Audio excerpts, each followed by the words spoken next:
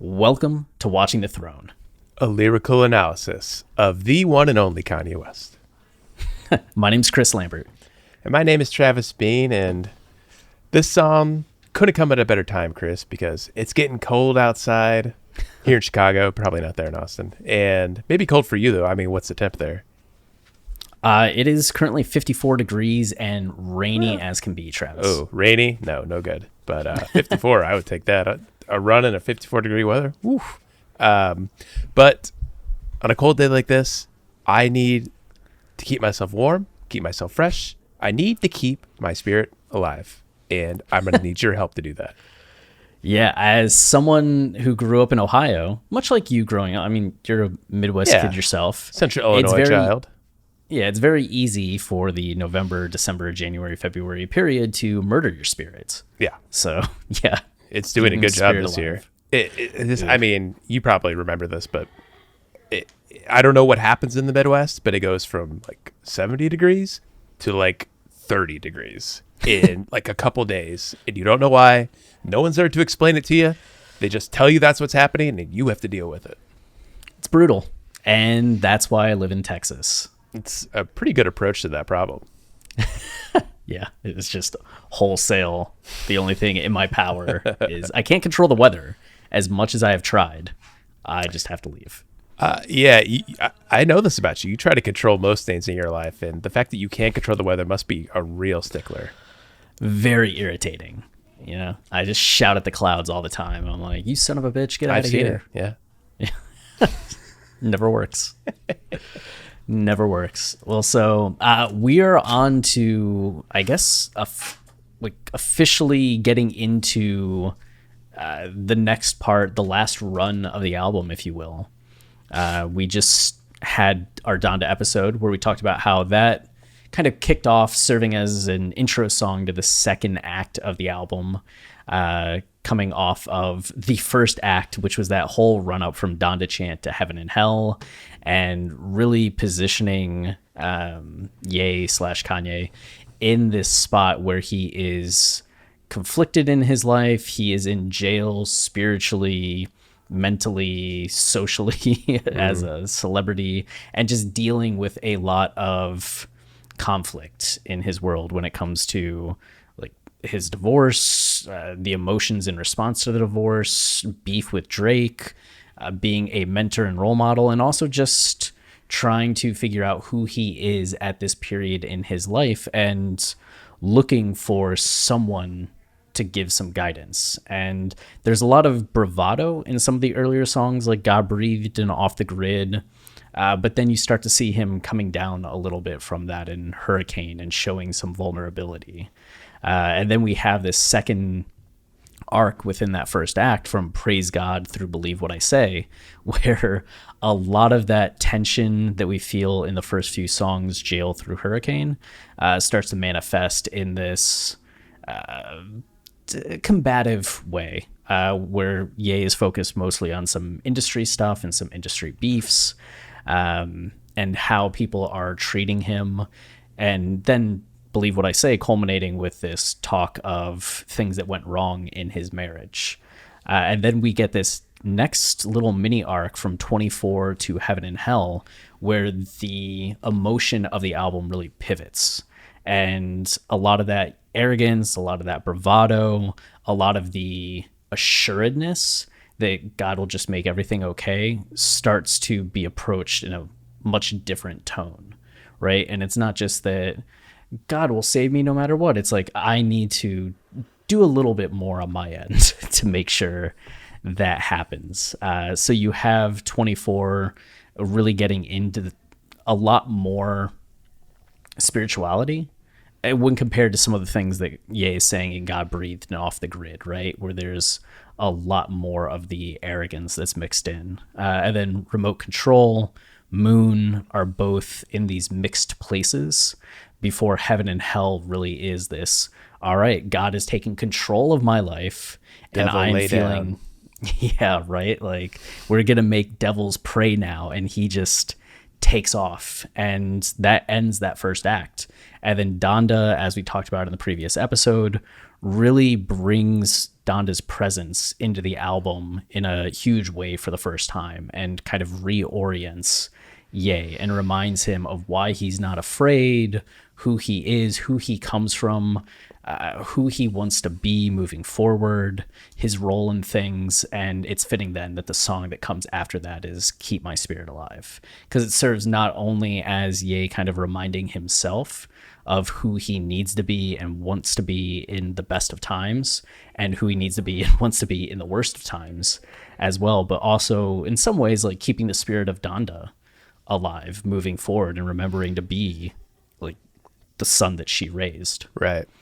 I think that last way is a really good way of thinking of it, because you're right. The song Donda is really, in a way, it's the introduction of Donda. I mean, we did hear her on Praise God, and there is a song called Donda Chant, and there's been discussions of mothers and maybe his own mom, but to hear her voice in full for so long, like we do on Donda, it brings her into the album in a different way and makes for a nice way to splice this album apart between these two sections. Because in that first part, Donda's always there. Like, that should be made clear. Like, the Donda chant happens at the beginning of the album. The album's called Donda. We can look at the album holistically. Everything Kanye's talking about, we know Donda's presence is here, but she isn't like manifested in the first part of the album like she is in the second part of the album. In that first part of the album, like you're talking about, there's a lot of tension, a lot of push and pull, like angels and demons, like Kanye dealing with a lot of stuff.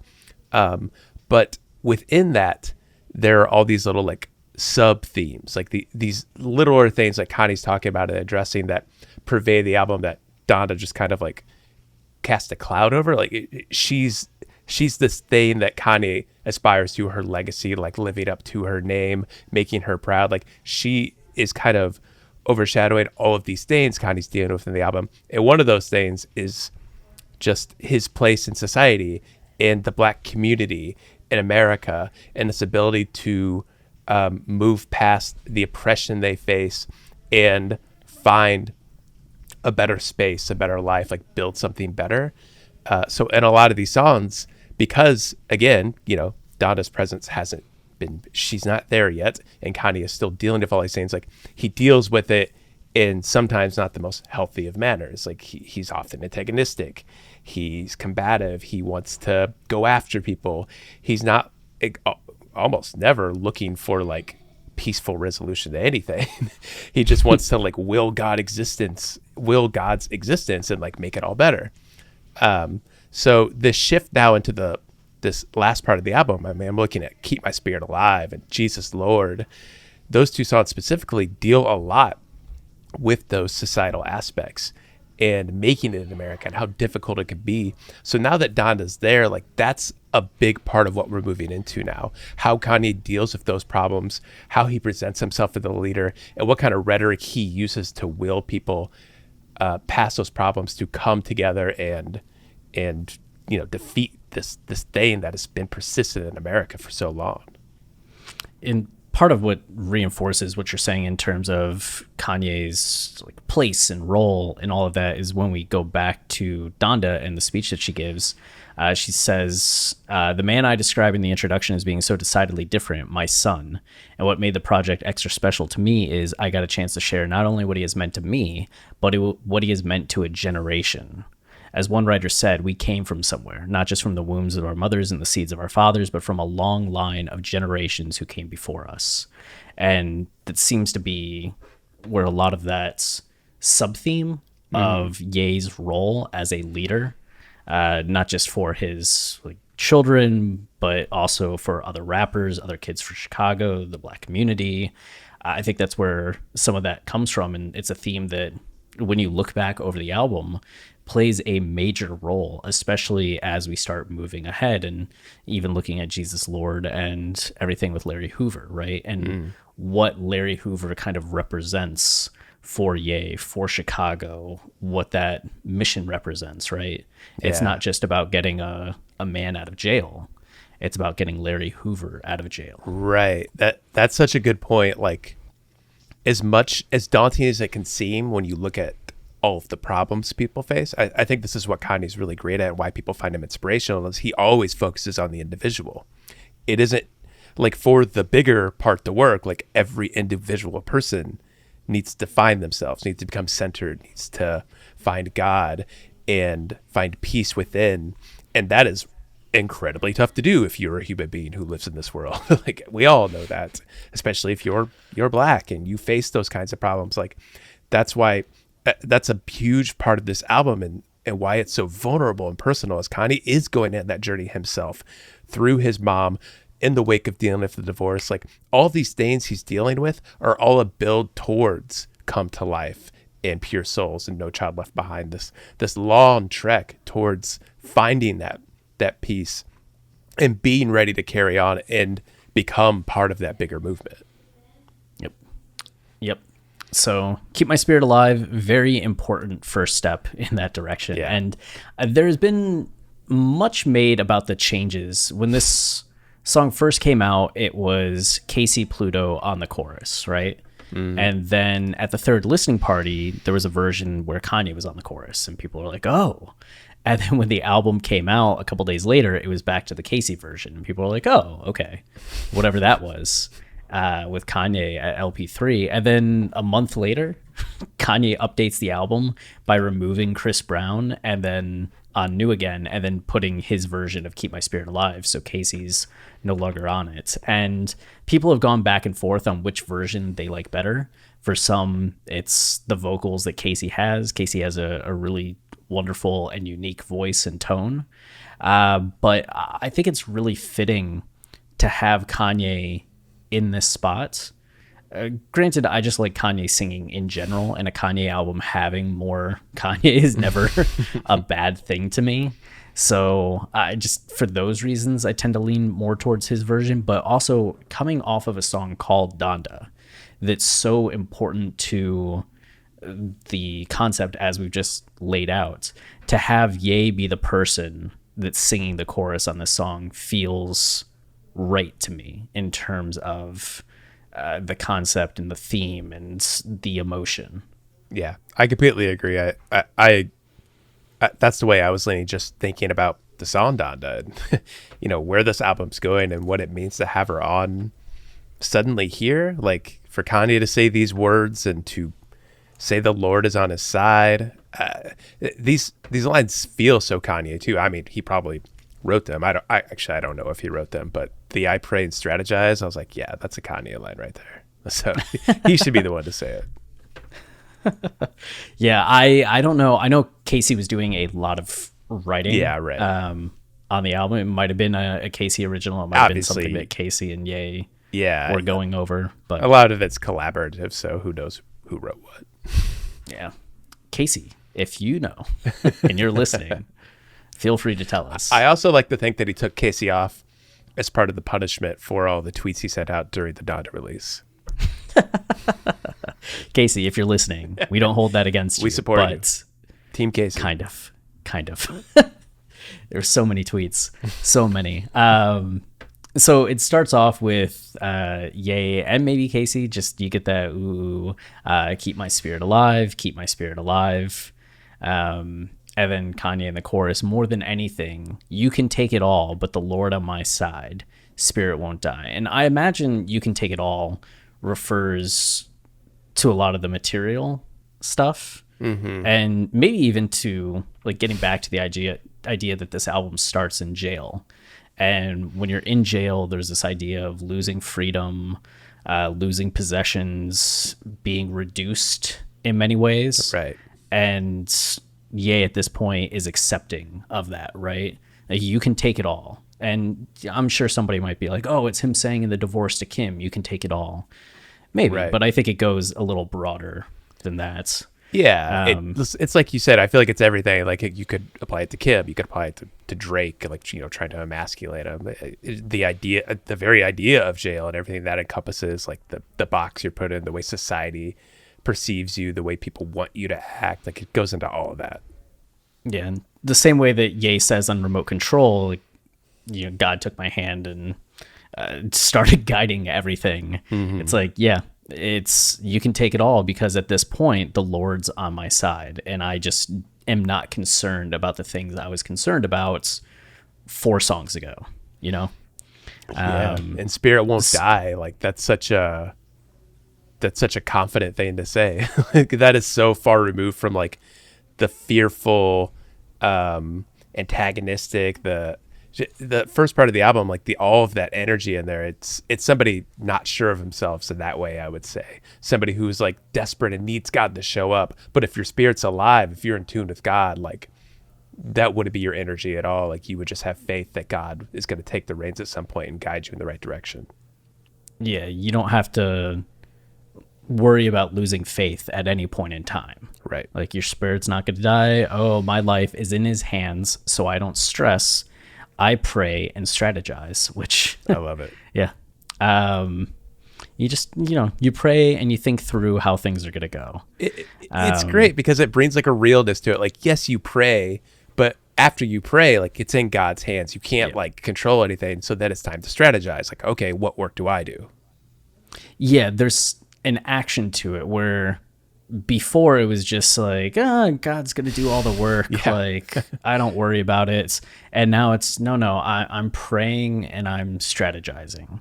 Like, I'm going to pray because that's an action I can take, and I'm going to strategize because that's an action I can take. And I know that, God will guide my strategies. And the rest of the song kind of is that. Like, we're going to see that progression through each of the verses from everybody, and this build towards like doing something, like coming out the other side of conflict and violence and being ready to like guide people and be a leader and all that. And Genius notes that this could be the life in his hands derived from Psalm 31, which, if you're looking at it in the New International Version, which I feel like with Ye and Bible references, especially on Jesus is King, well, here too, you tend to bounce between the New International Version and the King James Version. Sometimes some of the things, like we were just talking on Donda of the Lord's Prayer, it had a line from the Lord's Prayer that's from the King James Version of the Bible rather than the New International Version. So it's one of those things where it's like, okay, yeah, the New International Version doesn't always have the same lines. The same thing happens later in this song. There's a potential reference to Ephesians 2, and in the King James Version you get the line, but in the New International Version you don't. Oh, yeah. So you kind of have to go back and forth between the two of them. But right. Psalm 31, in you, Lord, I have taken refuge. Stop me the moment that this sounds fitting for where we're at in the narrative of this album. In you, Lord, I have taken refuge. Let me never be put to shame. Deliver me in your righteousness.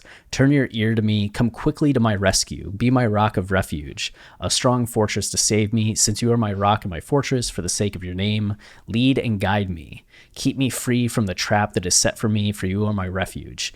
Into your hands I commit my spirit.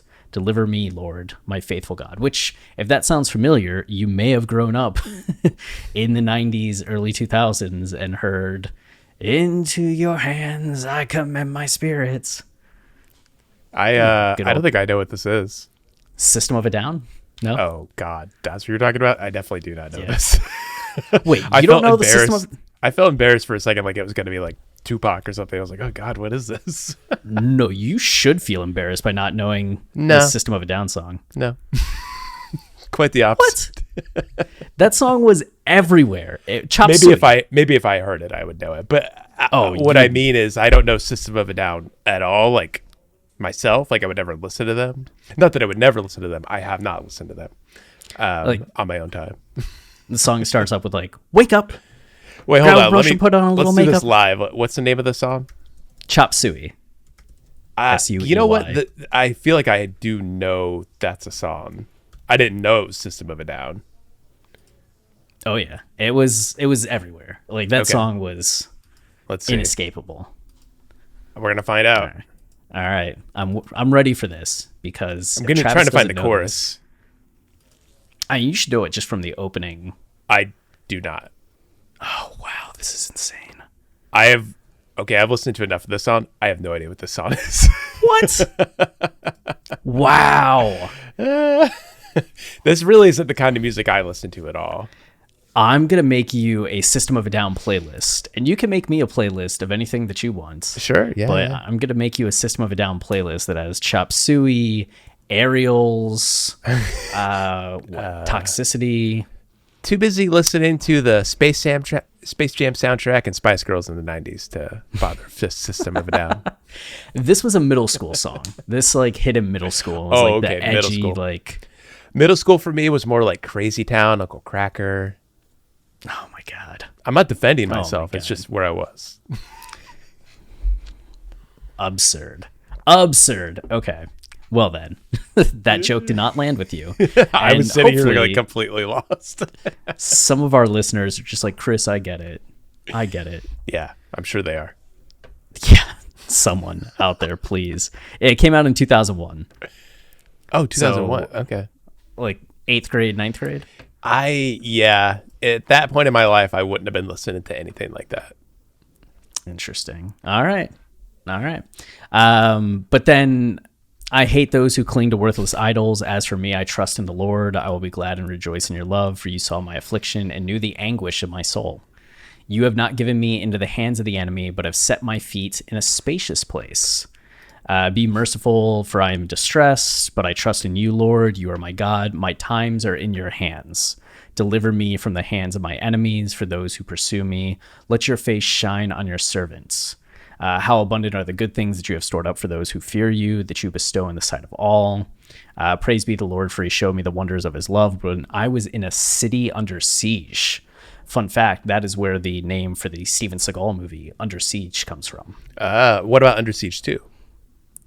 No. Okay, just checking. Yeah. Love the Lord, all his faithful people. The Lord preserves those who are true to him, but the proud he pays back in full. Oh, be strong and take heart, all you who hope in the Lord. So you can see it carries some of this redemption energy. Like, I was a wretch and you have saved me. Mm-hmm. Like, everything's in your hands. And he even talked about like the hand line on remote control as well, giving a little intercontextuality between those songs, right? Yeah. God just grabbed my hand, had a bigger plan. So yeah, it's a pretty comforting look at life that if you're living by the word of God and you're in that, then if you do that, you're kind of in his hands and you don't need the stress. Like, you're doing good, you're putting out good into the world, and that these little things that cause stress in your life, as Kanye has covered very well in this album, all the things that can cause you stress, like, they don't matter. Like, you just pray and strategize, you keep moving forward. Yep. And next up, we have a verse from Westside Gunn, one of two feature verses on this. It's Westside Gunn and brother Conway the Machine, a.k.a. Hall and Nash, a.k.a. Griselda. And it's funny because Westside Gunn talked about this verse to Complex, and he said, that verse is old. I went to Wyoming, but I didn't do that in Wyoming. I actually recorded that when I was making Who Made the Sunshine, his album from October of 2020. So I guess he was working on it in that, September, August, July, June period. And we know that Ye was putting Donda together in that June, July, right, maybe August, October period. There was the rumors that it was going to come out after he missed the July release date. And then it just seemed he stopped for a little bit after the election. But when I was making it, he hit me and was like, yo, I got a joint for you, man. You know, Donda been pushed back 57 times, laughs. Donda was supposed to have came out, so when he hit me with the I need this, I made it on the spot. When he sent me that beat, I sent that shit back to him in less than an hour, since I was already working. I was already in album mode. The only thing was Kanye threw a monkey wrench like, yo, this is a gospel album, bro. Yeah. And I was just like, man, bro, I can do the best I can, but you know how I give it up. And so you can kind of see that as we get into the song, you'll notice these moments where it's like Westside's emphasizing a little bit like God or feeling blessed. Just throwing thank God at the end of a line. Yeah. It's just feeling a little ironic in the context of what he's describing. Right. Because it's just like, we've talked about how removing Chris Brown had a verse that was supposed to be on the album on New Again. And when we looked at it, we're just like, yeah, that verse doesn't fit the album. And I feel like looking at this Westside Gunn verse, you could have the same response of on the surface, this doesn't feel like it fits. But I think in the context of this song, in the context of moving from more of the negative place that Ye had been in to more of a positive place, Right. you're seeing a little bit of a similar energy as we saw between Pusha T and No Malice on Use This Gospel, where Pusha was coming from a place of I'm still maybe sinning a little bit, Yeah. and No Malice was in this more enlightened, like how can I save my brother kind of place. And here Westside Gunn is in that I'm living more of a gangster life, and Conway's in this post gangster life clarity that really fits with some of the stuff that Ye gets into in his verse. Yeah, I love that about this. Like you mentioned Eclipse, I was thinking about them, and also thinking about how he brings in the locks at the end of Jesus Lord Part 2. I really love that about this and Jesus Lord, if Jesus Lord actually had the locks on there. But I always like the idea of that 1-2 punch of having these people come together who are all having their verses play off each other, and like they know each other, and like they kind of naturally flow. And you see it happening here in this song. It's so cool how Westside Gunn and Conway the Machine, who, like you said, they're already part of a group together. They've already traded verses. The way their energies play off each other here, like it feels so naturally part of the song. Like nothing feels forced. It is just like natural progression of like somebody mixed up in a violent life, then somebody who's recovering from a violent life, and then Kanye who's looking to push past it. It's so great. It's another moment of Kanye being a great conductor, somebody who's piecing together a song in this way. It's awesome. Yeah, because he could have just looked at Westside's verse and been like, can't use it. Yeah. Like, does it fit? But instead he's like, no, I know where I can place this, what I can do with it to where it. And this is similar to something that I think he first did, maybe saying it's the first time he did it isn't quite fair, but at this point I'm going to say it's the first time he did it, was on Waves, on The Life of Pablo. And we currently don't have our Life of Pablo season up, so I can't just say go listen to that episode. We get into a little bit on the Dissect podcast Yeezus season bonus episode, going through the narrative of The Life of Pablo, or the concept of The Life of Pablo. But essentially Ye is on that album torn between his previous life, like the old Ye of a celebrity sinner, right? Versus the newer, or not even the newer Ye, but the potential new life of being married, and the responsibilities of being a husband and a father, and moving past that celebrity indulgence, which is why the album covers which one with his big booty model versus the like wedding party, like a husband and wife on their wedding day. Which are you going to pick? Which path? And on the early parts of that album, Ye is trying to do both things, and it's creating like tension. It's creating what is it when you're divided down the middle? Oh, it's a great word, and if I would have known it right off the bat. No, it's not duality. Conflict? It's dissonance. Oh, okay. It's creating this internal dissonance in Ye to where he's kind of torn, which is why the early parts of the album kind of go back and forth between like a groundedness, like an indulgence, a hyperbolic indulgence and arrogance, versus like a realness of the like mental health and situation. There's just a lot of tension in those early songs. And then you get I Love Kanye, where Kanye notes the dichotomy between old Kanye that was soulful and spiritual and artistic, and new Kanye, which is angry and in a bad mood, and et cetera, et cetera. And on Waves, you see that song start with new Kanye, who's walking into the club and trying to fight this guy over his girl, but waves don't die, right? Like the old you can come back. And the second verse on that song is a much more thoughtful Ye, talking about like sun don't shine in a shade, and like, what is it? Bird don't fly in a cage. Yeah. So you're getting back to some of that old Kanye thoughtfulness and consciousness and spirits. And that's why that song is so uplifting and important, then heads into FML, Real Friends, Wolves, where Ye is dedicating himself to Kim, to family. He makes his choice, right? It's no longer going to be the one that's indulging in celebrity. He's going to be the best version of him that can be this like husband and father and is giving up that other stuff. But Waves is that important tipping point, and he never comes out and says the first verse is new me, the second verse is old me. Right. It's just one of those things you have to pick up on. Show don't tell. Show don't tell. That's exactly what it is, which is what Kendrick does on Damn, which is why Damn is so much harder to work through and so much what better. is happening, than To Pimp a Butterfly and what's the other one? Good Kid, Mad City. Like, those albums tell a lot more than they show, but Damn shows a lot more than it tells, and it's more misunderstood and confusing. But anyway, doing something similar where like Westside Gunn is the new Ye in that respect, in terms of like representing a lot more of that street life, and then Conway is the old Ye coming out, that changed person.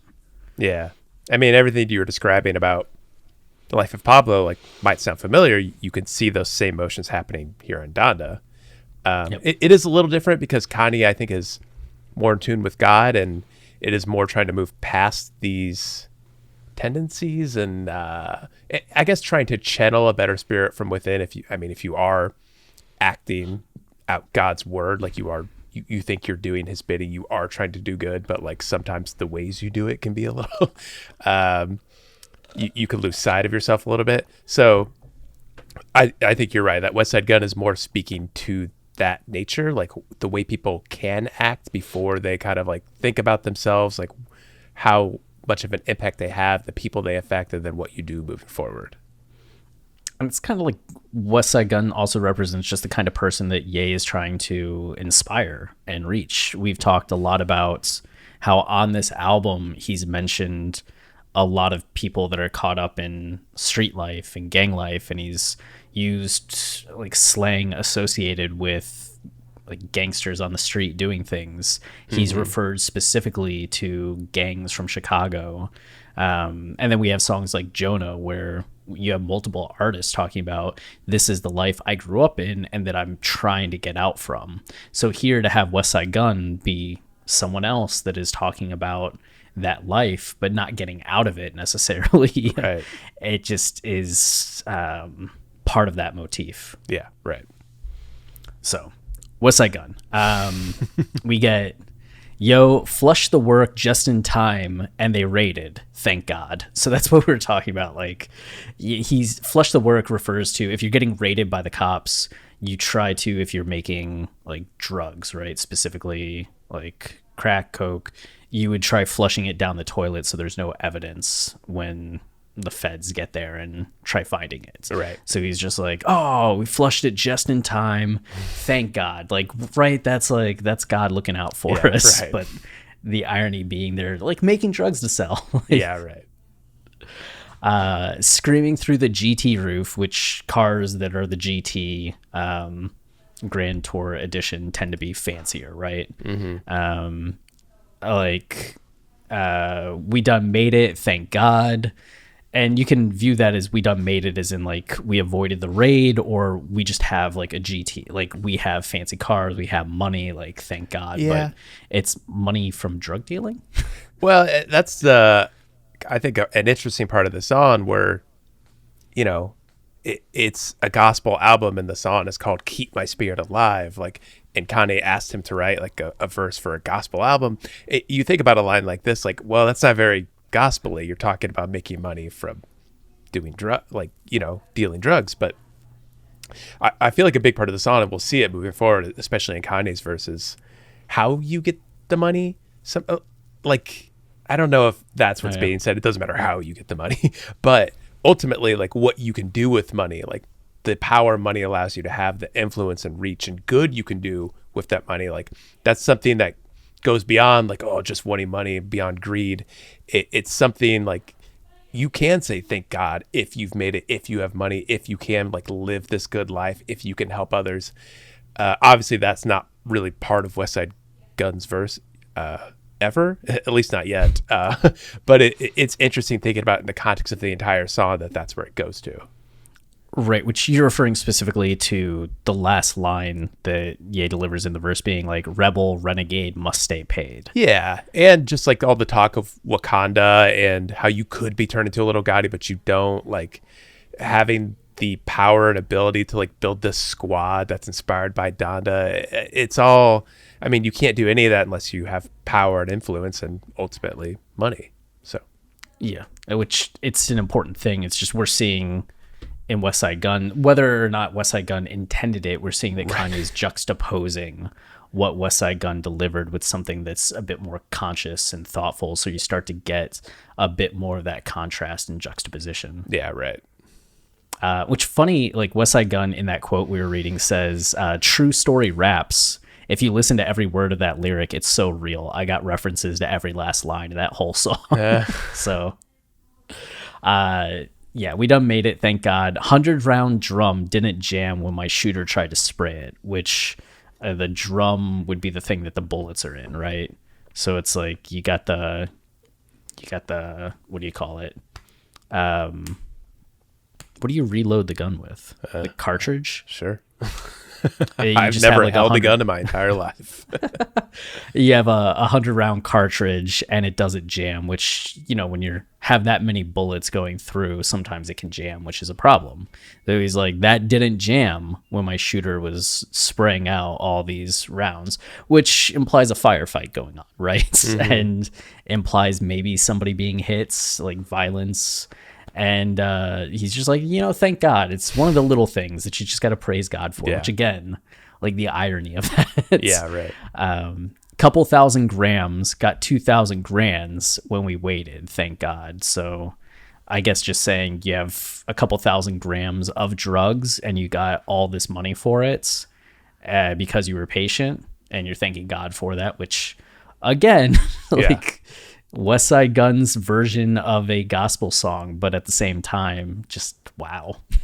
Yeah, and it, you know, just to preview Westside Gunn's verse, he does get to a point where he wants to move past this stuff, so there is a juxtaposition within his own verse as well. Does he? Yeah, like my homie dropping bodies for no reason. Now his kids only see him on the weekend. Like this, thinking about like people who are still mixed up in that life and the consequences they face because of it. I guess so.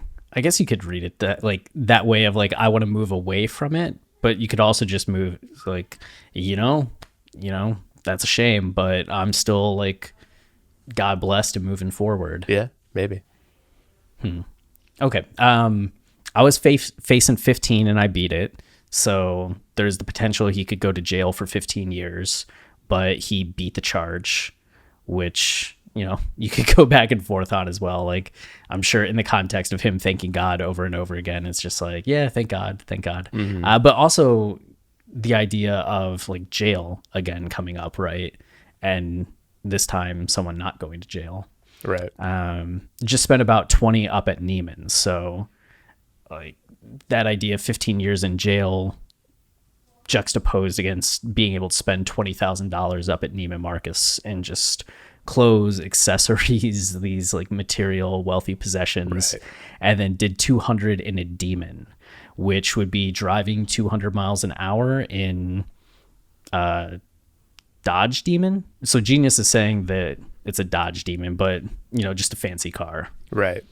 Which again, probably more purposeful. Like I feel like that imagery implies like it's a demon, like he's doing these like devilish things. He beat jail and you think, oh, you beat jail, you can go out to the world and like do good, and he's doing these indulgent things. Yeah, right. And the fact that it's just like bragging about driving in a car that's inspired by the devil, right? on a gospel album. I mean, it's interesting, and I think about all this too in the context of like his own brother being shot. When something like that happens, like you probably want to move away from that life. So I feel like all of that must be mixed up within his verse. And there's some like self-awareness to that rather than just, I think like, so. Aren't I awesome? I feel like there has to be. It's weird because like I feel like that energy is there, and maybe you would only know it if you know stuff about Westside Gunn, but I feel like it works more because he's so indulgent, because he's so he's embodying this guy who just like, I made it, blah blah blah, I'm gonna drive a demon. Like it reminds me of something Kanye would do, I guess, like breathe in, breathe out, like just really ridiculous, over the top stuff. That there's an irony to it, which I mean, I guess works either way, whether or not he intended irony or whether or not he didn't. It's still Kanye creates the irony by the juxtaposition with Conway's verse and with his own verse. So the verse itself, regardless of intention, becomes ironic. That could be what I'm thinking of. Maybe it's all Kanye's doing. It's always Kanye's doing. Okay. I'm the illest guy and I mean it. My homie dropping bodies for no reason, which is like, what a... Yeah. After talking about a guy who like, thank God this guy's gun didn't jam up, and he was able to fire it off. Yeah, now he's just like, yeah, I have a friend that's just like killing people without a reason. He's just straight up murderer. Boom, boom, boom, boom, boom. Which, okay. Love that part. And now his kids see him on the weekends. So, I mean, you could start to make an argument there, right? Like that everything else that Westside Gunn's talking about is part of the game, right? And you treat it as part of the game, but the homie that's dropping bodies for no reason, that's not part of the game. That's just somebody being like kind of out of it. And that's the person that ends up going to jail. That's the one that ends up facing punishments. So you could maybe start to see a little bit of a juxtaposition there between like Gunn saying, I'm not like that guy. Right. Like, that's someone that deserves that. But then got the baking soda for the remix, which if you are so with drugs, you often cut them with like cocaine with baking soda, so you increase the amount of product you have without actually having to get more of the cocaine, or is it crack as well? I don't know, but you at least put baking soda into it because it blends in well with it and increases volume, but dilutes so you get more out of whatever you had before. I'm trying to think of what like the equivalent to that would be in just like the culinary world. Gosh, I don't know. If you dropped like tapioca balls in with caviar, or like putting more ice in a cup, so it's like, oh, there you go. Yeah. So you know how restaurants, you'll be like, oh, could I get a large Coke? And then they just fill up the cup with all this ice. So you're like, I think I only got like half a glass full of actual drink, but you get all that ice. That's essentially what baking soda is. It's all the ice in the cup. At the coffee shop I used to work at, people would sometimes ask for stuff with no ice. And I was instructed by my manager that if they did that, we'd have to charge them 50 cents more, which kind of makes sense because like they're getting a lot more drink. But people would get so pissed about it. And I think after a while, I just stopped doing it and gave people the extra drink. I'm pissed about it. That is insane because you know that they... capitalism. Yeah, they're putting all the ice in there to avoid giving you the product. So people already feel like they're paying for the amount that they're paying for. Yeah. Like you're paying for a cup's worth of stuff, not like a cup's worth of stuff plus ice. You're paying for... 12 ounces of drink in a 16-ounce cup.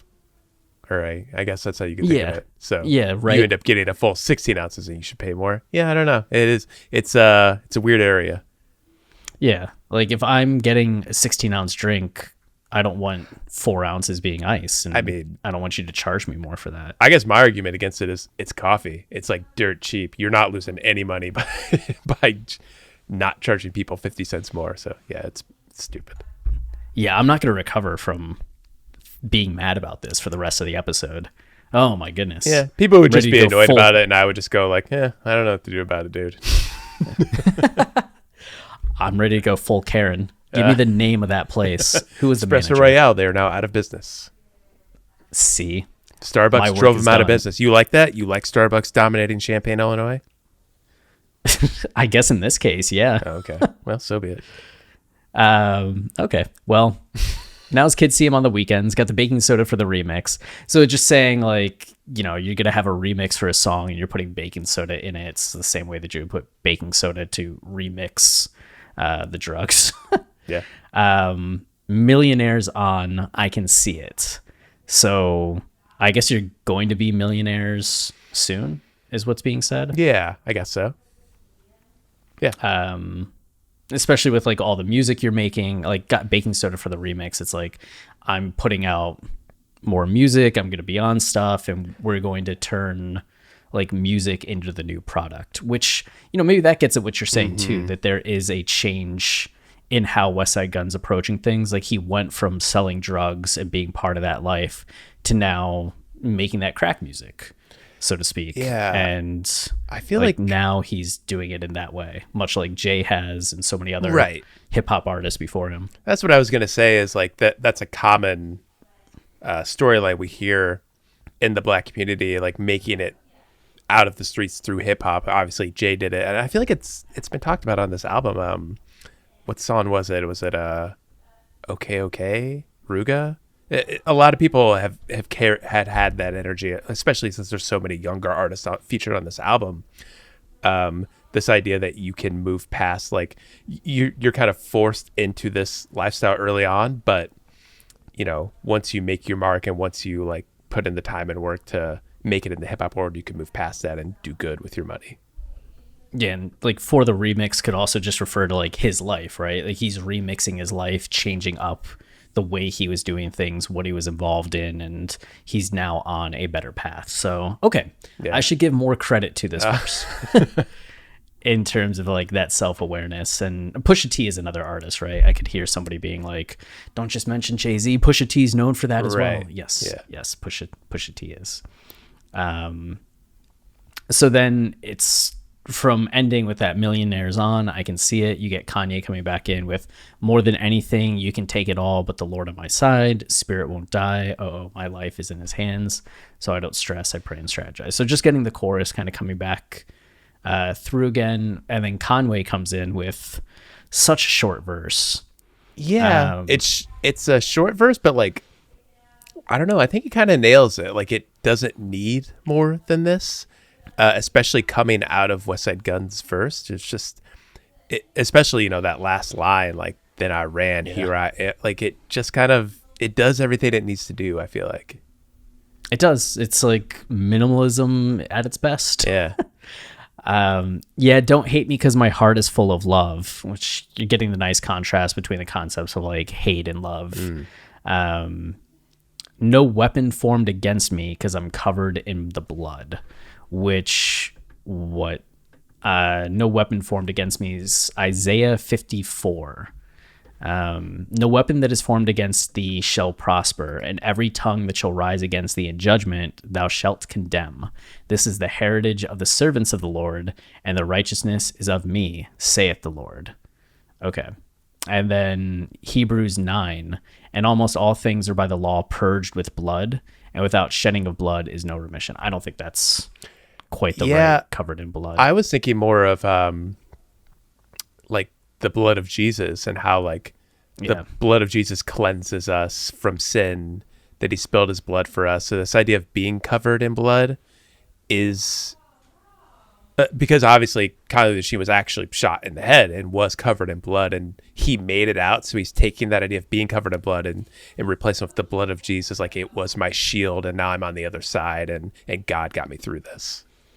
Right, and we have the song "Wash Us in the Blood" that Kanye had released months before Westside, and I'm imagining Conway did his verse at the same time as Westside. That's the assumption I'm making. In which case, "Wash Us in the Blood" would have just been like 2 months old, and so it's just like kind of fitting this idea of like Kanye having a song that's about being purged, and as you're saying, like the blood of Jesus really purifying, and then Conway saying like I'm covered in the blood, like I was purified. But yeah, getting to what you're saying, like he was shot and he was literally covered in blood, which was redemptive for him, and no weapon formed against me, in the sense that I got shot and I'm still here. So whatever weapons that you're using against me aren't going to work because I clearly have God's protection. Yeah, right.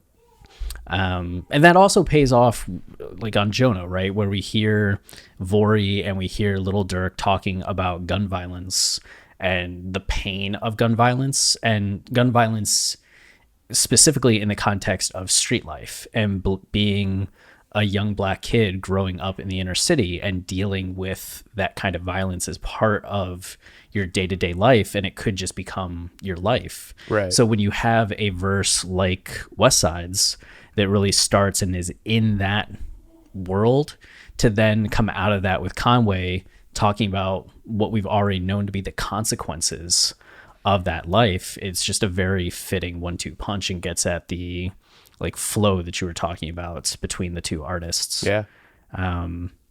So laying in the hospital when I got shot, fam, mama prayed for me, said she left it in God's hands. So I'm going to leave it in God's hands, which gets back to the psalm that we talked about, which gets back to remote control and, you know, God having a plan and, you know, putting you in his hand. Everything I'm doing now is God's plan. Doctor said I wouldn't walk no more. Now I stand. Oh, man. Then I ran. Here I am, machine. And there's that idea of like just life, right? First you crawl, then you walk, then you run, and that progression. But when you're injured, you have to learn how to do all that stuff over again. So it really plays back into this idea of rebirth, which even goes with the being covered in blood, with, you know, the blood of Jesus and the death of Jesus, that he essentially was reborn in this way where he had to learn to like stand again, walk again, and now here he is running, and here I am, machine. Just the idea of becoming a machine, like right. Doctors put you back together. Thinking of RoboCop specifically, right? The start of that movie, Murphy gets shot up, like really over the top shot up. Yeah. And they save him kind of by turning him into RoboCop and making him this machine. But it's just like, yeah, I'm a machine. I was like put back together by science and doctors and right. Like, you can't stop me. Like, my heart beats on. Here I go. Yeah. Conway is the RoboCop with the humanity. Yes.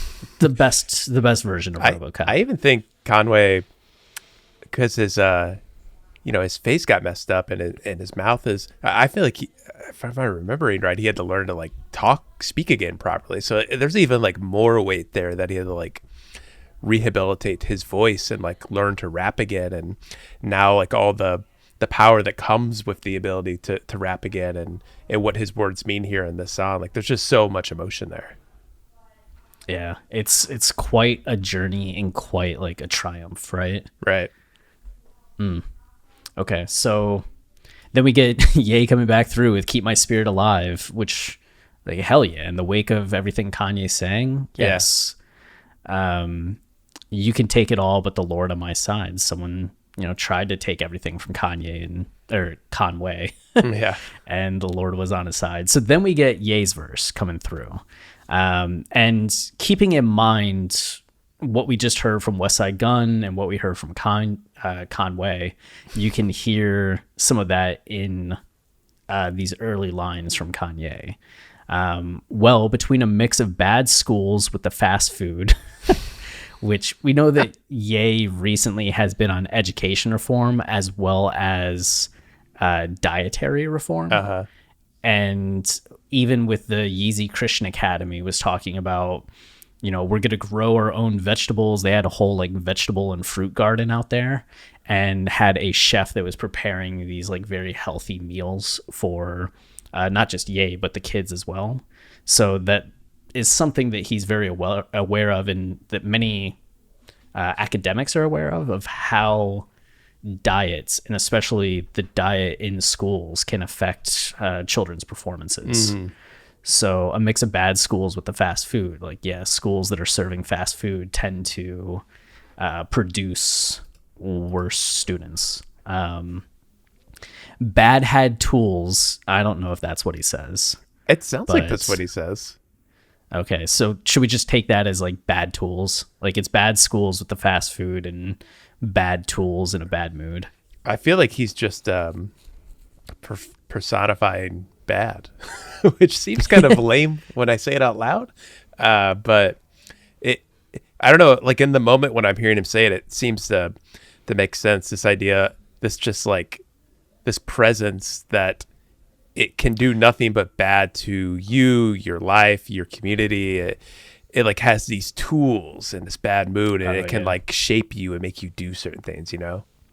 Okay, so like the bad had tools to get to you, essentially. I guess so, yeah. Yeah. It is kind of a but goofy regardless, line.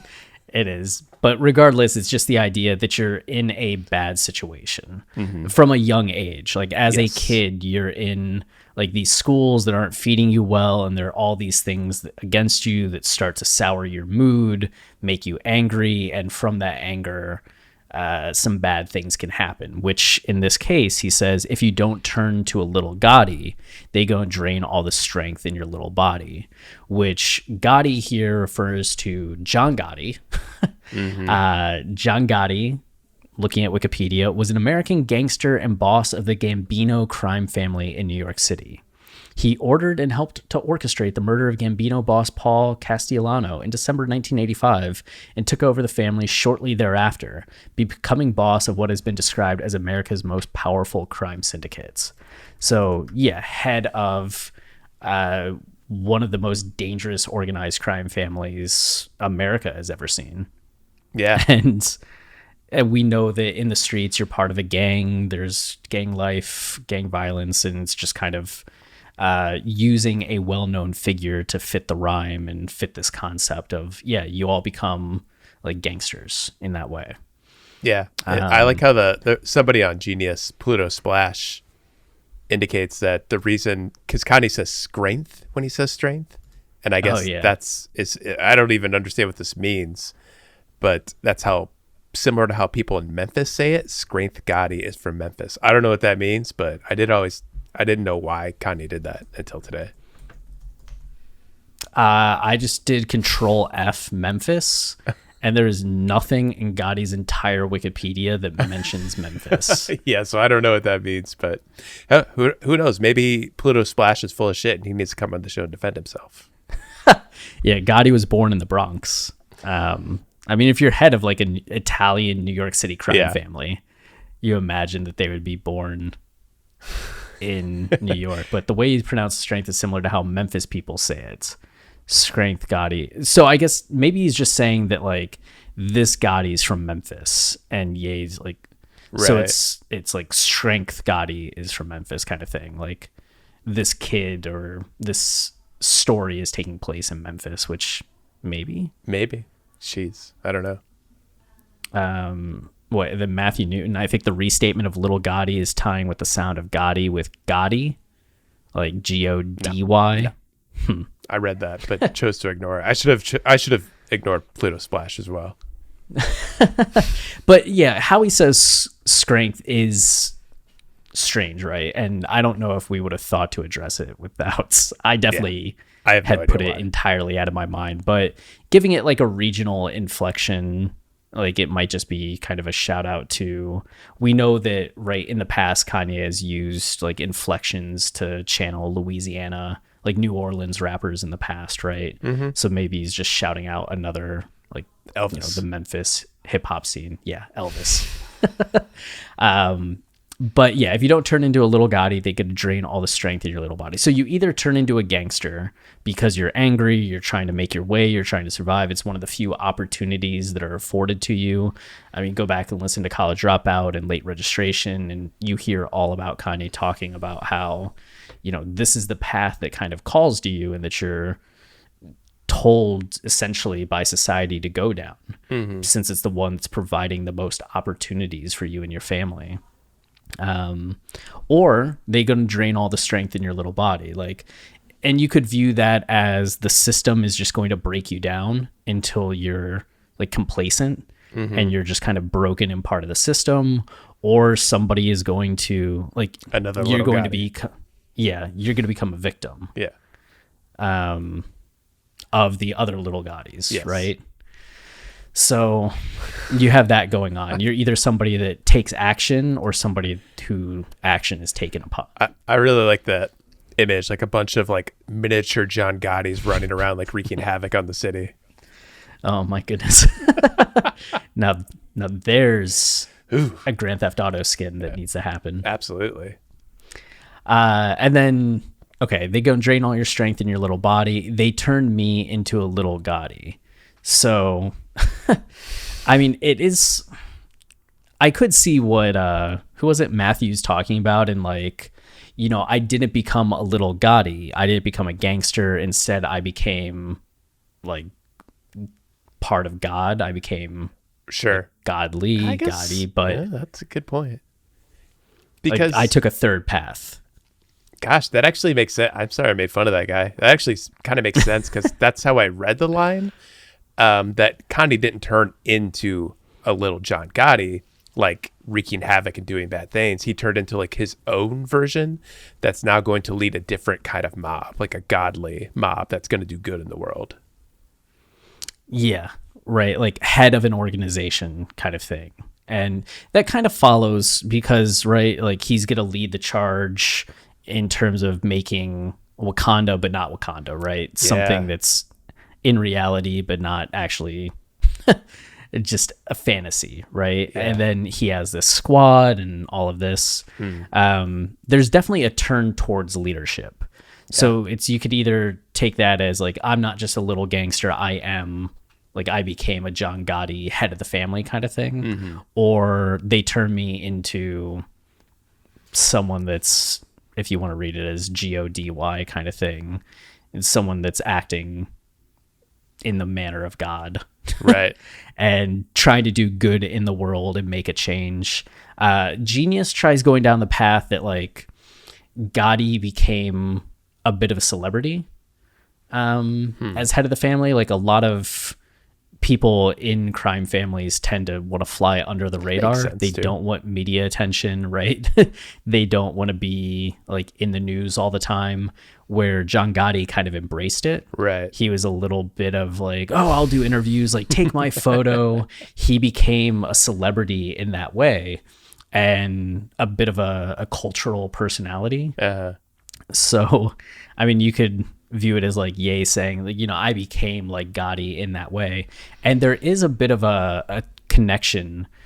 John Gotti's nickname was the Teflon Don, which was earned after he was brought to trial 3 times and beat the cases all 3 times.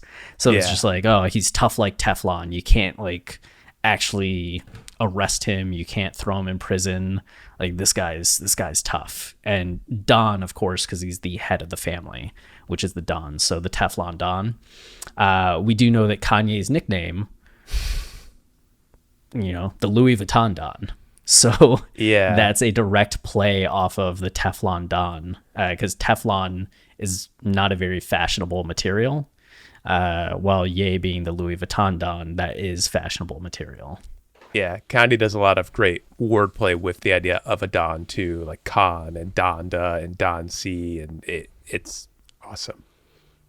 Yeah, I didn't even think about that. So even though he doesn't say like Gotti was a Don at any point, he does use Don throughout that verse, kind of calling back to it. Yeah.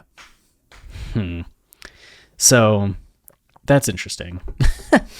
And then what he used to say, like Con, the Louis Vuitton Don. So when he has that line, who gonna make it? Con. Duh. Yeah.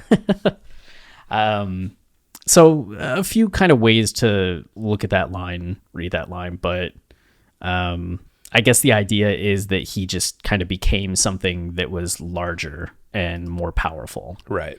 And maybe you could tie that to some of the more specifics of Gotti or not, or Gotti in terms of godliness. But then we get not Wakanda, but Wakanda is kind of like what we about to make. Okay. So can't make the future city of Wakanda, but we're going to make something that's cool. And you do remember he was actually going around, like he was in Haiti and he was also in Jamaica at one point, but it seemed like he was scouting for land where they could try and build a city.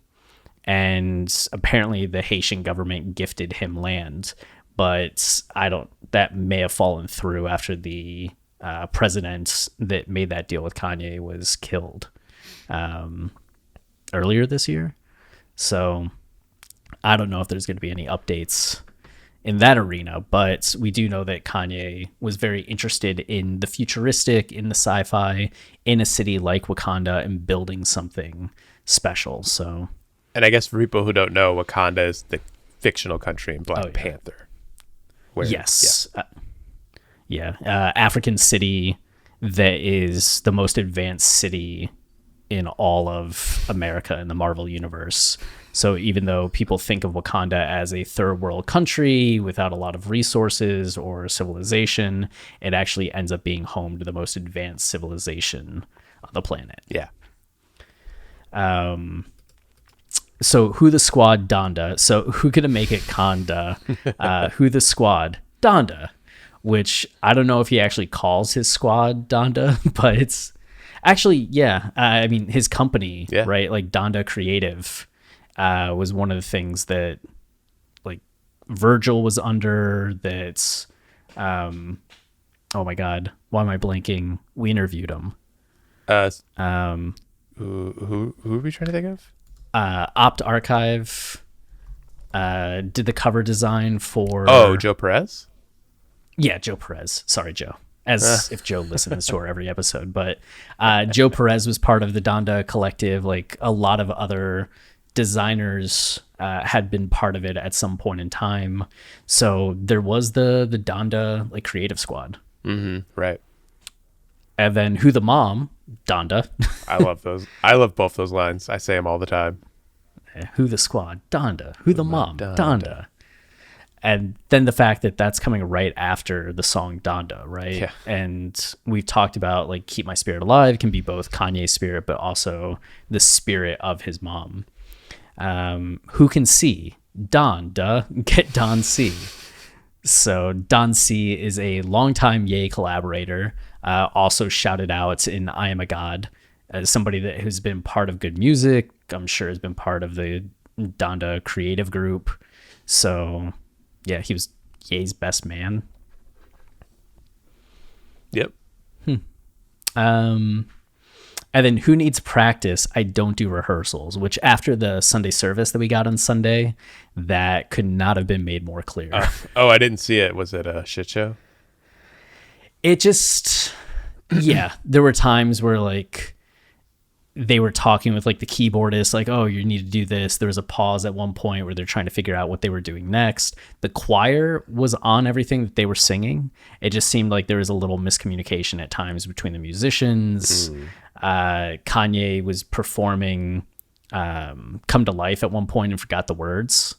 Yeah. And just said into the mic, like, sorry, Billy, I forgot some of the words. And then it just didn't feel as sharp as other Sunday services had been. Even the arrangements of some of the longer songs. That's too bad. Probably like the first live rendition of Come to Life. You'd want it to go well.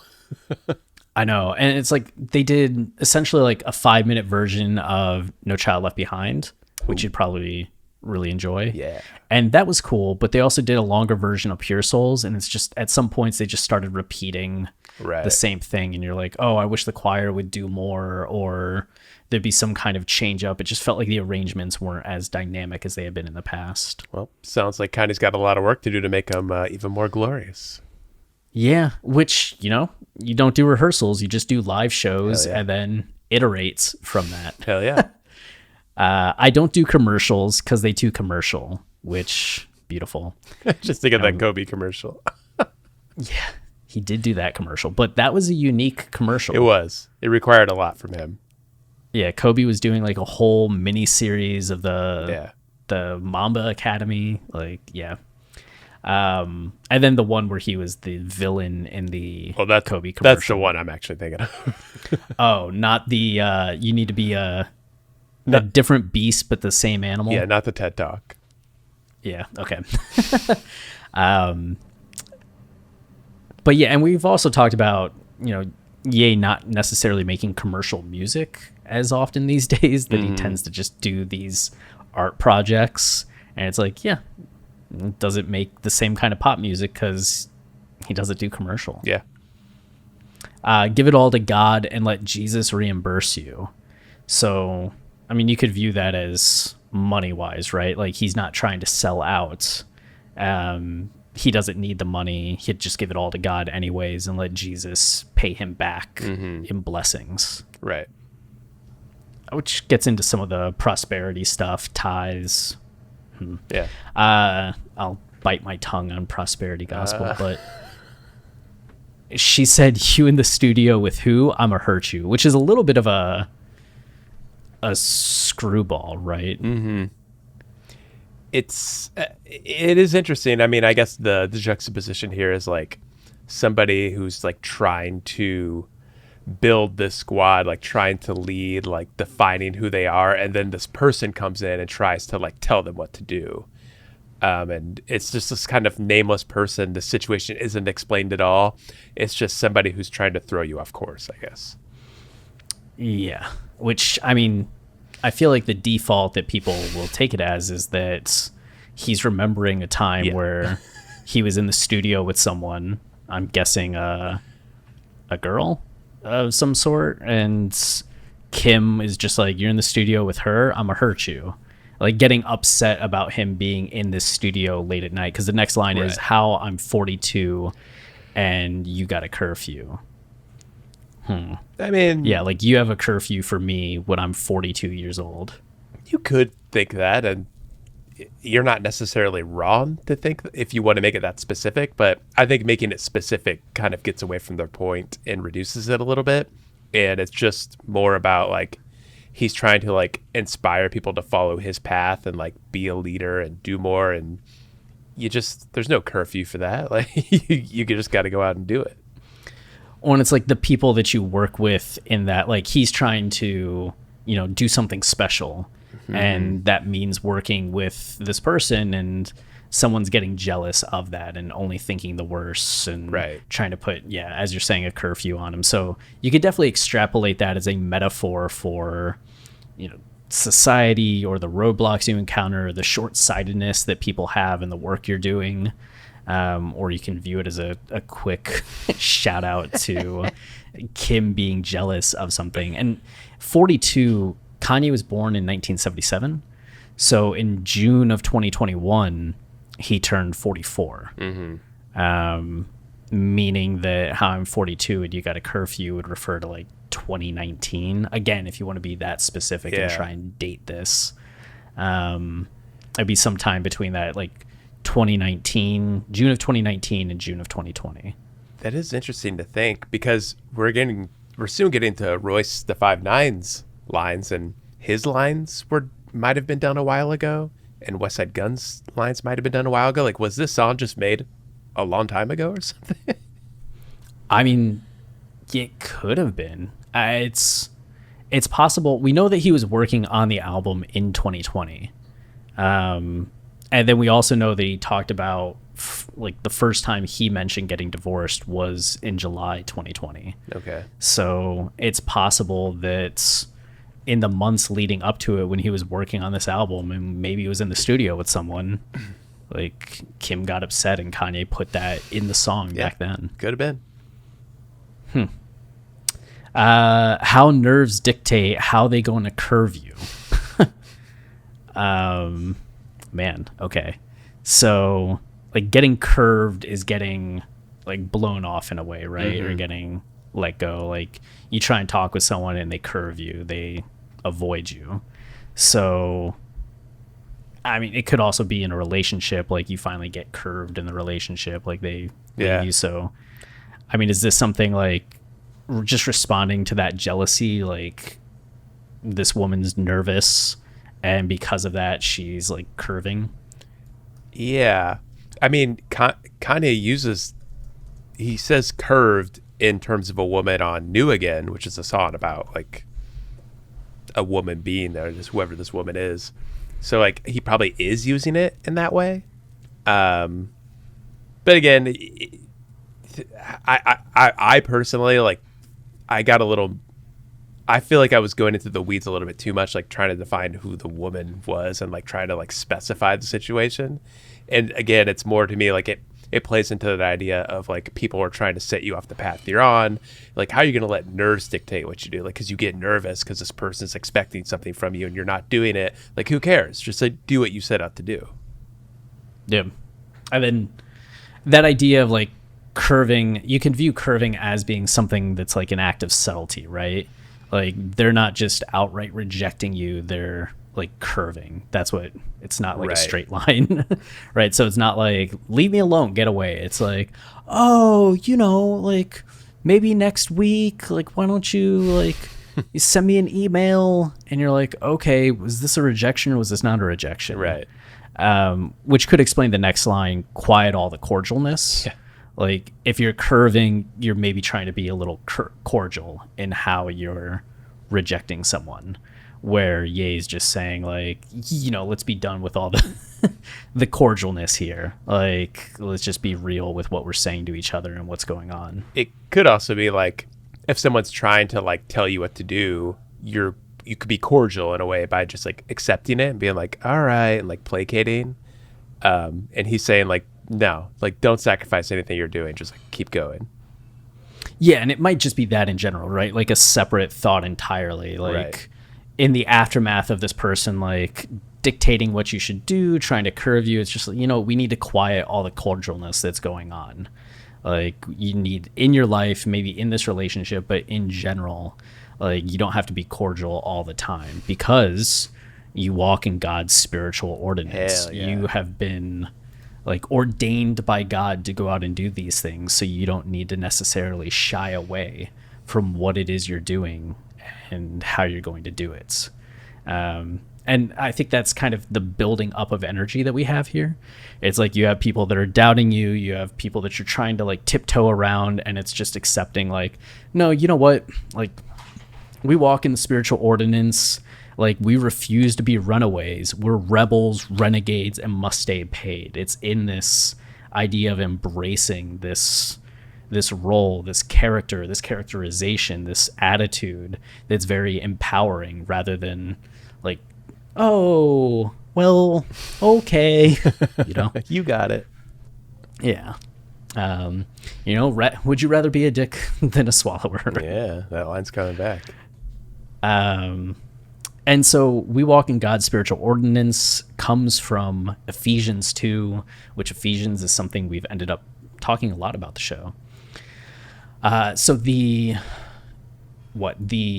King James version of it has the actual line, "For we are his workmanship, created in Christ Jesus unto good works, which God hath before ordained that we should walk in them." But when you get to the New International Version, it's, "For we are God's handiwork, created in Christ Jesus to do good works, which God prepared in advance for us to do."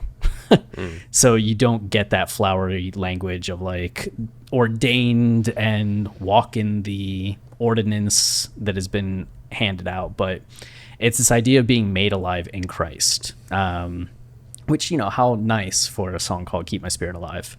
As for you, you were dead in your transgressions and sins. Does it feel relevant yet?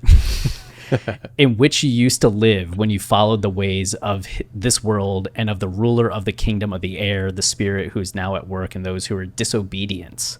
And then just thinking about that dichotomy between Westside Gunn and Conway and Westside Gunn and Kanye. Mm-hmm.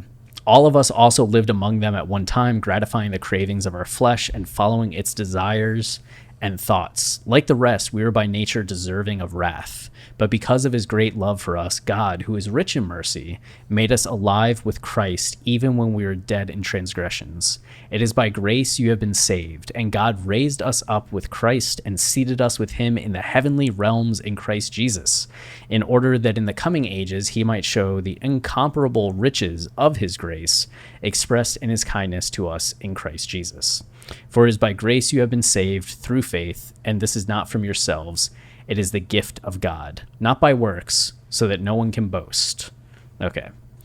But yes, which kind of in some ways ties back to the I don't do commercials, give it all to God and let Jesus reimburse you, as this is talking about like the incomparable riches of his grace. And there's some like language around money that's coming up in this verse.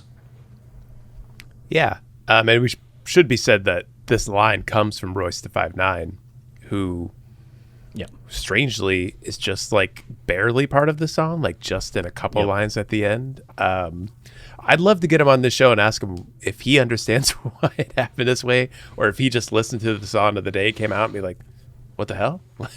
This is what he used? Yeah, did he have like a whole verse? Was he doing like, was it part of a whole other like prayer that he was doing or something, and Ye just kind of chopped it up and used it in this way? Were they having like a bit of a back and forth the way that Ye and Pusha T did, and this is all that remains? Yeah, that could have been it.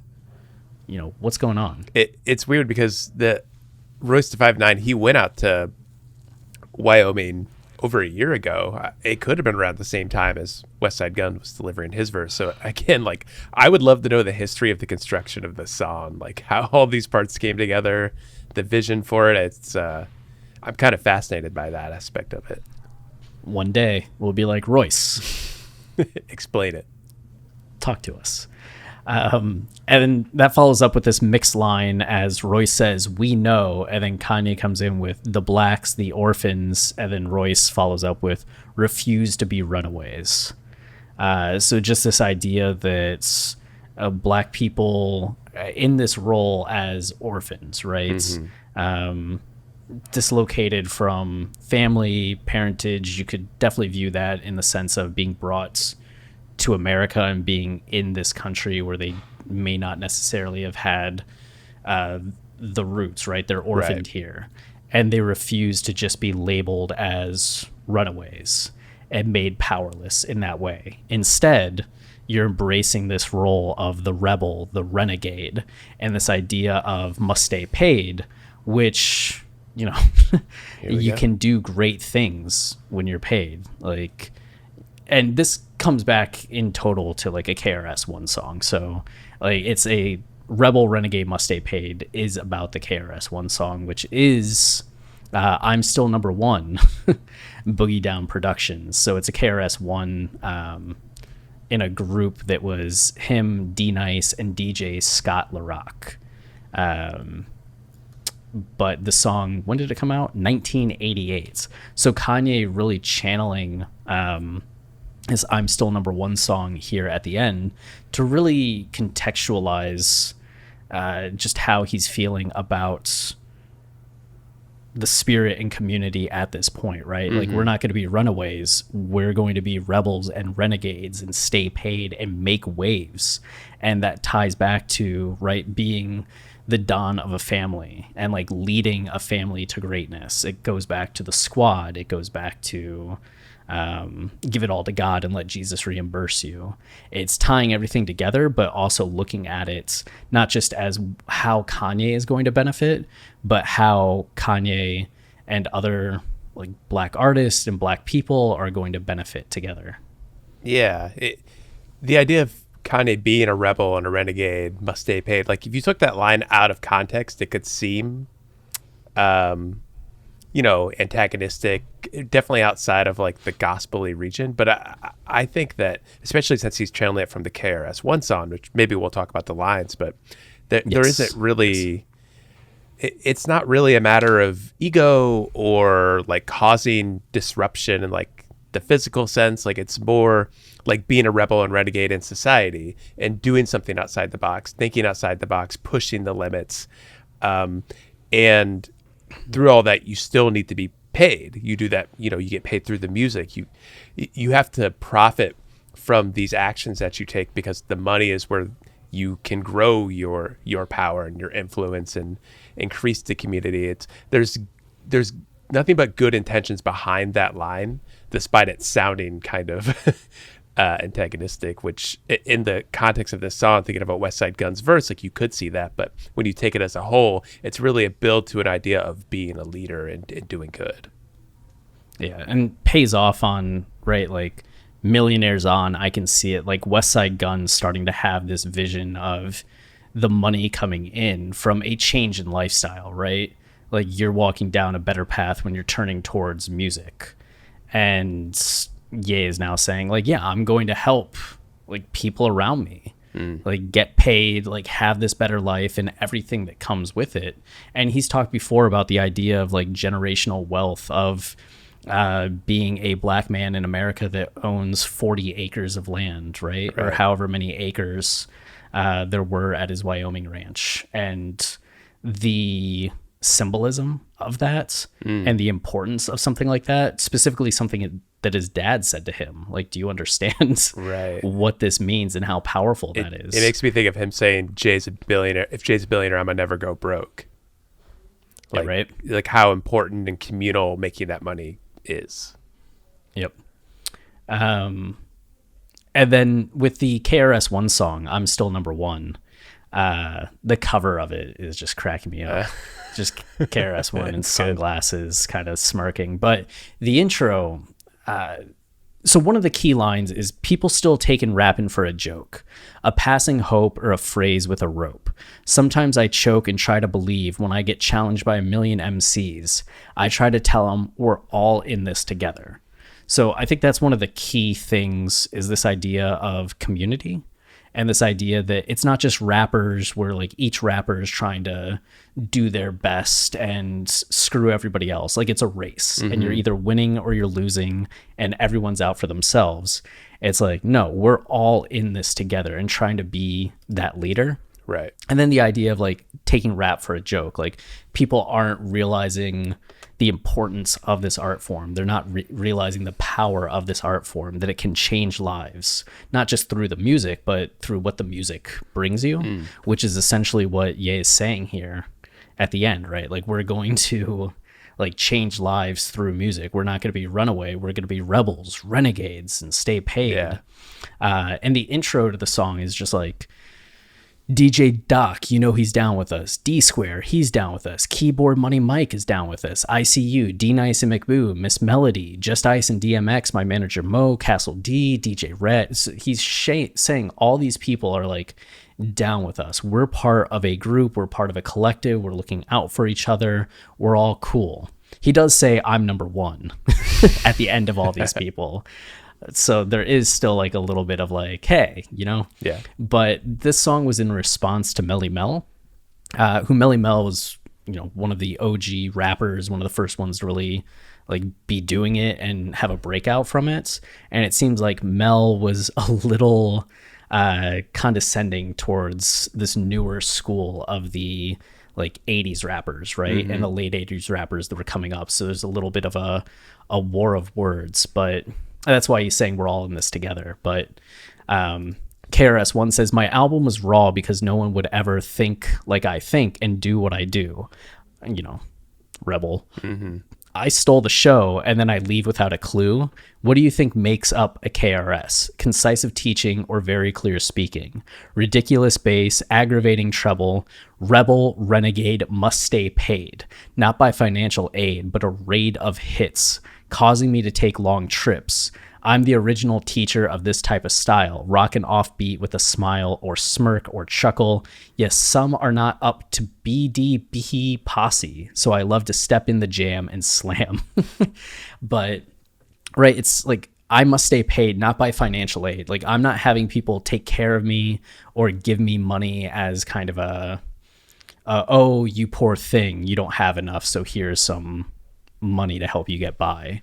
It's like he's making a rate of hits. He's earning that money and his life is going to flourish because of it.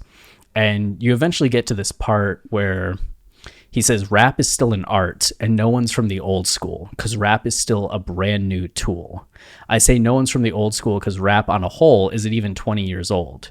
50 years down the line, you can start this because we'll be the old school artists. And even this is directly towards Melly Mel, right? Yeah.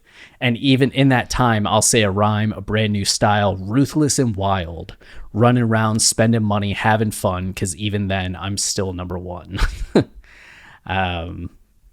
So just this idea that like rap is being art, and we talked before early on about like the generational aspects, like what Kanye has meant to a generation, as Donda brings up, the same thing that KRS-One meant to a generation when he was saying these things, and how KRS-One has inspired Kanye. And Donda, in her speech, which I just closed out of the window for, in that Gwendolyn Brooks speech that we've talked about on Praise God and in Donda, where all those quotes come from, she starts quoting, Kanye was born to be different, as were other young, black, gifted men and women who became more immersed in hip-hop culture.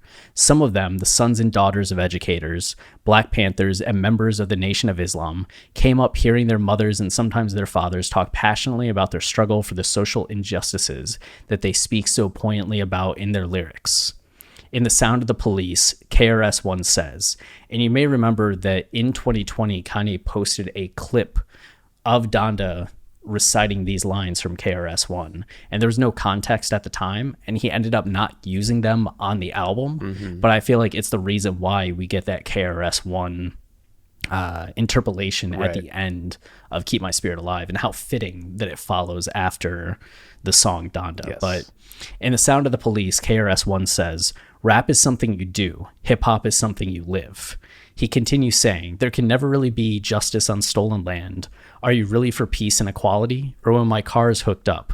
No, you want to follow me. Your laws are minimal because you won't even think about looking at the real criminal. This has got to cease because we be getting hyped to the sound of the police. Now, here's the one little truth. Open your eyes while you're checking out the boombox. Check out the exercise. Take the word over. See you like a sample repeated very quickly in a crew, for example. Overseer, overseer, overseer, officer, officer, officer, officer from overseer. You need a little clarity. Check out the similarity. The overseer rolled around the plantation. The officer is off patrol in all the nation. The overseer could stop you from what you're doing. The officer will pull you over just when he's pursuing.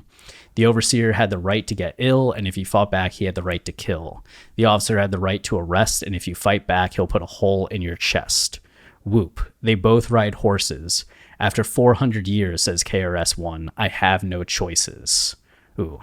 When I listen to these lyrics of KRS-One and to the lyrics of rappers like Common, Mos Def, Chuck D, Dead Prez, Talib Kweli, Ice Cube, Lupe Fiasco, and Kanye West, the feeling invoked in me is all too close to what I felt when my dad would talk about his experiences with the Ku Klux Klan. I died 1,000 deaths, he'd say, but I lived through all of them. The profound impact my parents had on my life compelled me to begin my book with their story. It was they who taught me to be confident, strong, and unyielding in my own insistence on justice. Is it any wonder that I would teach Kanye the same lessons as a single mother raising a male child to be a strong black man? Seek the advice of men I admired and respected. Their input made all the difference.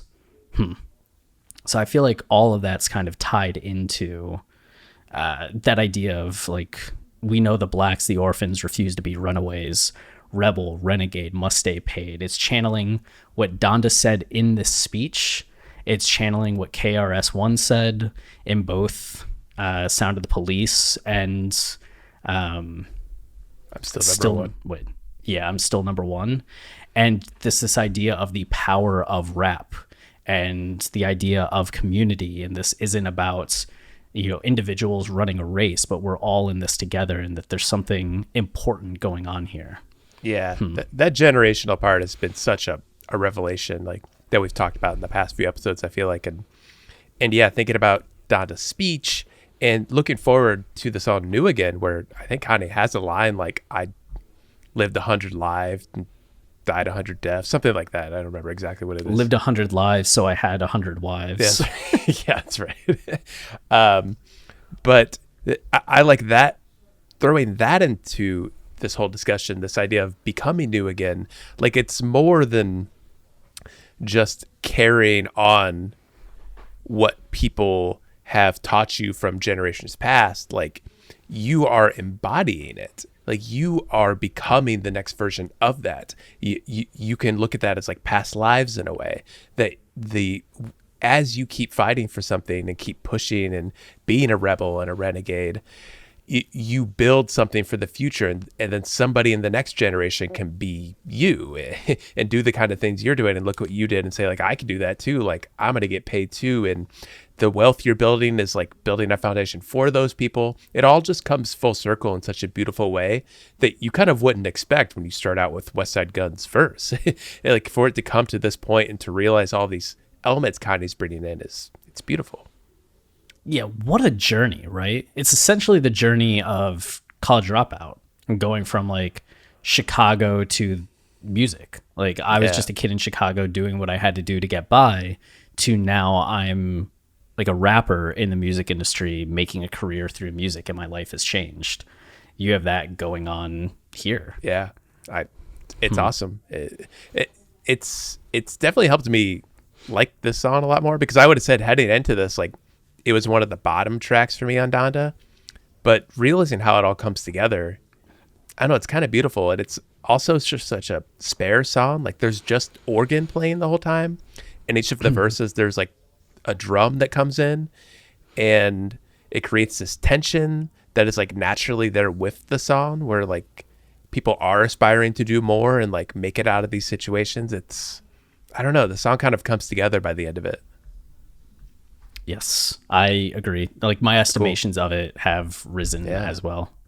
And then one last quick note: the Rebel Renegade Must Stay Paid line was also interpolated by Black Thoughts, or on the Roots. Yeah. The album Rising Down, the song 75 Bars, Black's Reconstruction, which at the end of that song, which has 75 bars, I imagine, you get, y'all still a light year from the level I'm on, just a pawn stepping right into the head of the storm. You've been warned, I will blow y'all guys and disintegrate. I'm a rebel renegade, must stay paid. So that's how the song concludes, which is very like dramatic. And it feels like Black Thought just kind of flexing on people, especially given the verse and how ego driven it is. Like, in like a pure hip hop like kind of way, it's essentially him just saying like, I'm number one, and it's fitting then that he references I'm number one. But I don't think Ye's necessarily channeling that same energy as Black Thought. I think he's just kind of sticking with the OG version. Probably. I mean, you can see some similarities, because Black Thought is addressing people in the industry that he thinks are holding music back. And Kanye kind of does at the end of his verse, this person who's trying to put a curfew on him. Like, you could see that being part of it, the sort of combativeness. But I think more than anything, looking at Black Thought's verse in that song and how he gets to that point, it just shows like how that line from KRS-One can inspire people in different ways, and the energy they draw from it. Like, I feel like no matter, in both cases, both Black Thought and Kanye, like, it ends up coming across ultimately good. Like, you want to do good, you want to push past something you see as like a wrong. Kanye's is just maybe a little bit more nice. He wants to build a Wakanda for everybody, and we could all be happy together there. Yeah, he's got this sense of utopia. And it's in the aftermath of Must Stay Paid. We get the last chorus, right? More than anything, you can take it all, but the Lord on my side, spirit won't die. So it's just, especially that spirit of refuse to be runaways, like rebel, renegade. It's not just the spirit now of like faith, and it's not just the spirit of Donda. It's the spirit of like Black history, Black community, like what makes us special and different in America, and like carrying that forward as well. So the spirit takes on multiple meanings by the end of the song. Love it. My spirit has been lifted. I'm warm. That's good. You brought that full circle. Yeah, Kanye brought it full circle. Nice. He healed me. Nice callback there. And then that's it. Does it stress? I pray and strategize. So just kind of ends with being in God's hands, which then leads to Jesus Lord, which is very fitting. We need to carve out like 4 hours of our lives to talk about that song. I know. It's going to be an investment. It might be 3 parts. It might be like the first part leading up to the short story, and then a whole episode that's just on the short story, and then the Jay Electronica verse. And then we're just going to skip Larry Hoover's part? Jay Electronica and Larry Hoover. Oh, okay. Yeah, I don't know. We're going to see. I wouldn't put us past us to do something like that. Yeah. Or we just do it all one go, 4-hour episode. Who knows? We shall see. But it feels just like, I like a bit of the change in direction, as like Keep My Spirit Alive is so internal. Like, I need to keep my spirit alive. And then with Jesus Lord, it's turning outward, right? Tell me if you know someone that needs right. Jesus Lord. and it's kind of starting to look at like, okay, how can I help other people now? Yeah. Like, Yeah. I mean, that, that's there, Kanye's doing that. Like, Jesus Lord is such a, I mean, it's the epic of this album. It kind of needs to have that energy, and it's built up to in such a beautiful way. We've talked about it so much, like all the people featured on this album, all the social issues discussed, like the idea that we now have this song where Kanye's internal journey, this him realizing how he keeps the spirit alive and becomes new again, how he can then spread that journey to other people and like get them on to go on a similar journey. It's all there. It's all going to happen. yeah. And I mean, we talk about Ye showing rather than telling, but I feel like Jesus Lord is the song that starts to really summarize all the stuff in the album up to this point. Oh yeah. I mean, he even starts the verse like, sitting by myself, I'm just thinking about all that I've been through. Right. And then just recaps all the things that were upsetting him. Yeah. No, it's a nice little, I like that. Sometimes you need to, it's like a intermission, like you get to sit down, like reflect on everything that happened, and then you can finish the movie. Yeah. There we go. All right. Well then, anything else? Now let's get out of here and keep it wavy while we do it. Beautiful. Speaking of wavy, I don't know what my hair's been doing this whole time. If you watch the YouTube video, you'll get a treat. Yeah. Well, your hair is wavy, but is it loopy? It's kind of actually. Yeah. That's what we want from people. So good. Yeah. So then keep it like my hair. Here we go.